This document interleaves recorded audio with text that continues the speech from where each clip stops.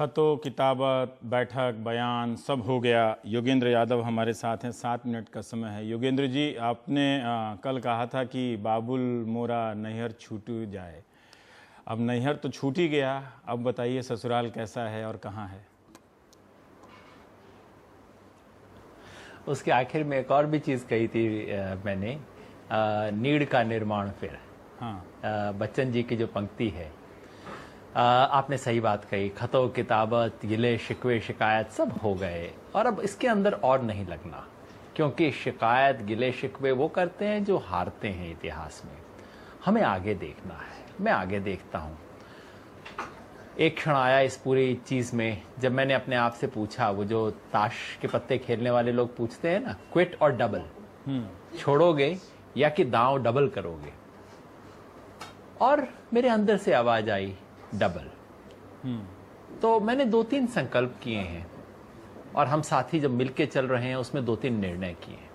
संकल्प ये है कि जीवन का जितना भी समय है वो वैकल्पिक राजनीति बनाने के लिए लगाना है। जैसा मेरे गुरु किशन पटनायक किया करते थे, उनसे अगर कुछ भी सीखा, और उनको तो कोई कैमरा वाला भी पूछता नहीं था, अखबार इंटरव्यू भी उनका नहीं किया करता था, तब भी उन्होंने जिंदगी के 40 साल इस काम में दिए। तो मैं बचे हुए समय दे पाऊं, ये इच्छा है। चूंकि बहुत तनावपूर्ण समय गुजरा है। दूसरा संकल्प हम सब लोगों का है जी, बहुत तनावपूर्ण समय गुजरा है 1-1.5 महीना, लेकिन उसके बाद जैसे तूफान के बाद एक ठंडक सी हो जाती है ना जी। पर क्या आपको नहीं लगता कि आप बहुत ज्यादा डबल करने लगे थे? आपको ये क्विट 1-2 साल पहले ही कर जाना चाहिए था। रवीश भाई, अगर मुझे आज कोई मौका दे पूरी सारे आप घटनाक्रम बताने के बाद और ये जानते हुए कि अंत में मुझे इस तरह से निकाला जाएगा, कोई फायदा नहीं, तो फिर मैं दोबारा 2011 में उस आंदोलन से जुड़ूंगा, फिर मैं इस आम आदमी पार्टी से जुड़ूंगा, क्योंकि इसने इस देश के लिए इतना बड़ा काम किया है। देखिए, आज मैं बाहर हूँ, बड़ा आसान है मेरे लिए कहना कि सब कुछ खत्म है, बर्बाद है, कुछ नहीं बचा। ऐसा नहीं है। इस आंदोलन ने इस देश को याद दिलाया कि आदर्शवाद जिंदा है, राष्ट्र के अंदर मान सम्मान की भावना और उसके लिए अपना छोटा करने की इच्छा जिंदा है। लेकिन आप उसी आंदोलन को याद नहीं दिला पाए कि कुछ आदर्श के सवाल आपके भी हैं और उस पे उनका प्रतिकार है। नहीं, इतना तो याद दिलाया कि उन्हें हमें बाहर निकालना पड़ा। अगर याद ही बिल्कुल ना आता, लेकिन जी एक सवाल पूछता हूं नौबत ही क्यों आती कि अब तो नैहर छूट गया। क्या आपको कभी लगा कि आप लोगों ने अपनी तरफ से अपना मूल्यांकन, आत्म परीक्षण की ज्यादा कर दिया, इस लड़ाई को किसी और तरीके से किसी और वक्त पे लड़ सकते थे? रवीश भाई, सच पूछें तो मेरी अपनी मान्यता रही थी कि इस प्रयोग को, और इस बहुत मुश्किल प्रयोग को, बहुत मुश्किल रहा है पिछला 1-1.5 साल तक इसमें रहना, इस मुश्किल प्रयोग को और खींचना चाहिए जितना संभव हो सके। और मैंने तो सब साथियों को खुल के कहा था कि ये 77 की जनता वाला हमें मामला दोहराना नहीं है। और मैं सफल भी हो गया था साथियों को इसके बारे में मनाने के लिए। लेकिन 67 सीट आई, उसके बाद से पता नहीं क्या हो गया।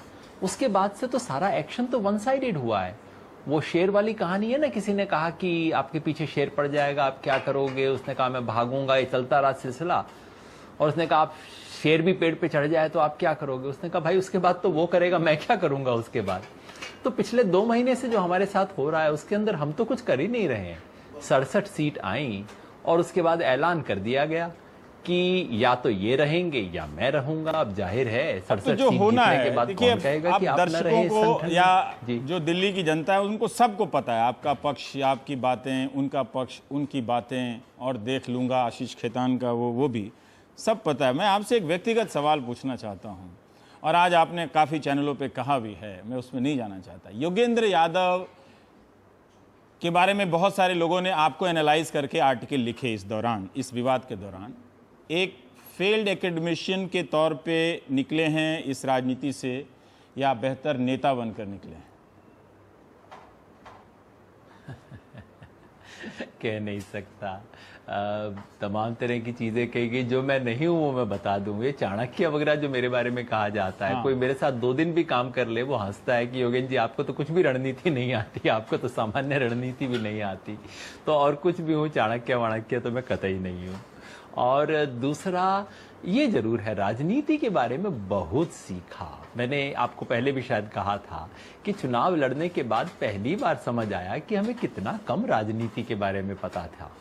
तो जरूर काफी कुछ सीखा। एक राजनीति में आके राजनीति के बारे में सीखा। इतना कुछ जो हमारी टेक्स्ट बुक कुछ नहीं सिखाती थी वो था। नेता कैसा बन पाया कह नहीं सकता, बस इतना है कि जो कुछ साथियों ने सिखाया उससे सीखा। और एक कुछ संकल्प है, राजनीति का मतलब केवल चुनाव नहीं हो सकता, राजनीति का मतलब केवल येन केन प्रकारेण सरकार बना लेना नहीं हो सकता। राजनीति एक व्यापक चीज अब है। 1 मिनट बच गया और है, राजनीति युग धर्म है, बस उस पे टिका रहने का संकल्प। एक छोटा सा सवाल कि कल सड़क पे कोई आम आदमी का वॉलेंटियर मिलेगा तो आप उसको क्या कहेंगे कि मेरी तरफ आ जाओ या आम आदमी पार्टी के लिए काम करते रहो? उसे कहूंगा भैया जहां रह के ये काम कर सको, इस पार्टी में बाकी कुछ भी दोष हो, इसका वॉलंटियर बहुत कमाल का है। और मैंने वॉलंटियर्स को कहा है, कईयों ने दुविधा मेरे सामने रखी, मैंने कहा जहां रह के ईमानदारी से काम कर सको वहां रह लो। कम से कम हम आपसे नहीं कहेंगे अगर आप हमारे साथ नहीं है तो हमारे खिलाफ हैं। कई लोग पूछते हैं कि योगेंद्र यादव आप क्या करेंगे? जहां रह के आप काम कर लें बहुत अच्छा है। जी 10 सेकंड क्या करेंगे? एक भारत यात्रा वापस एकेडमिक्स में जाएंगे, साथियों के साथ मिलके हाँ। पूरे देश में यात्रा करेंगे, नई ऊर्जा को जोड़ेंगे, नए विचारों को जोड़ेंगे और वैकल्पिक राजनीति के लिए ऊर्जा की नई पूंजी लेके आएंगे, देश के सामने रखेंगे, उसके साथ साथियों के साथ बैठ के तय करेंगे कि अब आगे क्या करना। ठीक है, बहुत बहुत शुक्रिया योगेंद्र जी। इस वाद विवाद प्रलाप का महायुद्ध अभी हो सकता है इसके और हिस्से आने बाकी हों, लेकिन आज के लिए इतना ही। बहुत बहुत शुक्रिया, आपको बहुत बहुत भविष्य के लिए शुभकामनाएं। निकाला गया है उसे हम शुभकामनाएं दे रहे हैं। मैंने तो सोच लिया है। जी जी जी, thank you sir, thank you. आप देख रहे थे प्राइम टाइम।